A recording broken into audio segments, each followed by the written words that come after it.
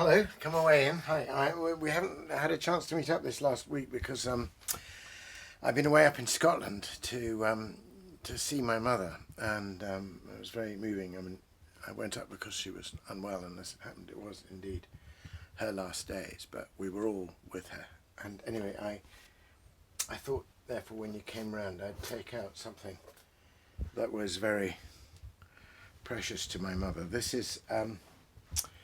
is the Saltwater Ballads by John Macefield.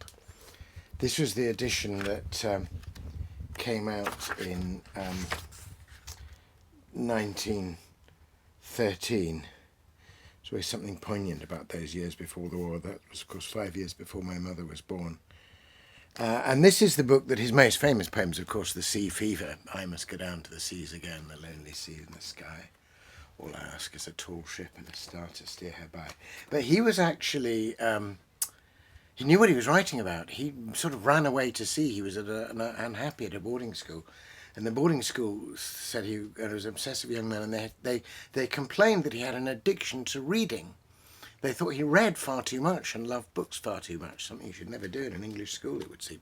And so he was sent to sea to get rid of his addiction to books.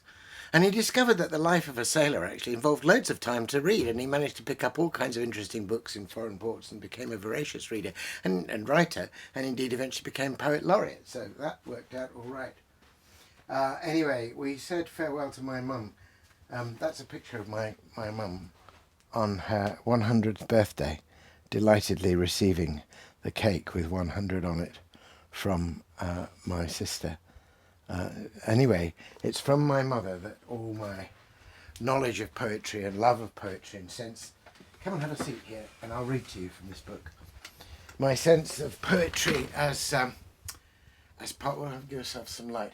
My sense of poetry as part of the very fabric of life and just the way things are and the way the heart leaps and the voice lifts into elevated speech and rhythm and rhyme all comes from the way my mother would quote poetry. I thought everybody's mother just naturally lifted into poetry on every occasion, and it was quite strange to discover that that's not true.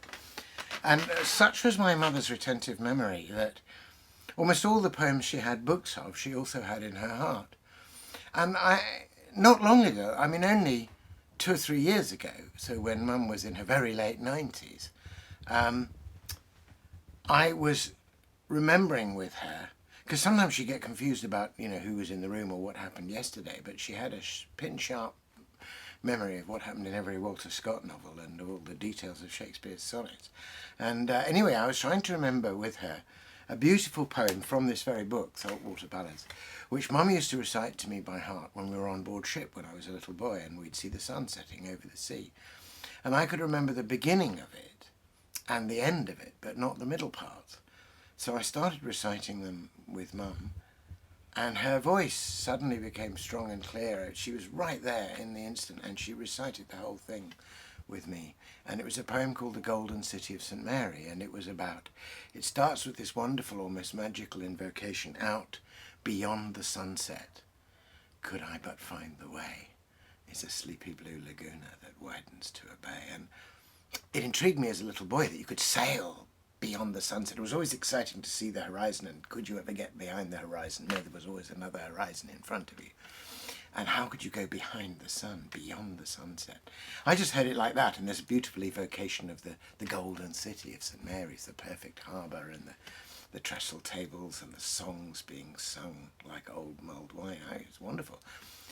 But it was only a couple of years ago, or 3 years ago, when Mum recited it to me in really quite old age, that I suddenly understood what the poem was about. That it was about the sunset of this life, that it was about slipping our moorings in this world and making that last voyage and being called to the beauty of that heavenly haven. I didn't get that until Mum recited it to me. So one of the last things I did with Mum on the last day of her life was to recite it with her. And as you're here, and I have the book in my hand, I'm going to read you the whole poem. From Saltwater Ballads, from this lovely early edition, The Golden City of St. Mary. Out beyond the sunset, could I but find the way, is a sleepy blue laguna which widens to a bay, and there's the blessed city, or so the sailors say, the golden city of St. Mary. It's built of fair marble, white without a stain, and in the cool twilight when the sea winds wane, the bells chime faintly like a soft, warm rain in the golden city of St. Mary. Among the green palm trees where the fireflies shine are the white tavern tables where the gallants dine, singing slow Spanish songs like old mulled wine in the golden city of St. Mary. Oh, I'll be shipping sunsetwards and westward-ho, through the green toppling combers, a-shattering into snow, till I come to quiet moorings and a watch below in the golden city of St. Mary. So I bid my mum farewell to the golden city, and that poem will do for me when my time comes too. Thanks for dropping by.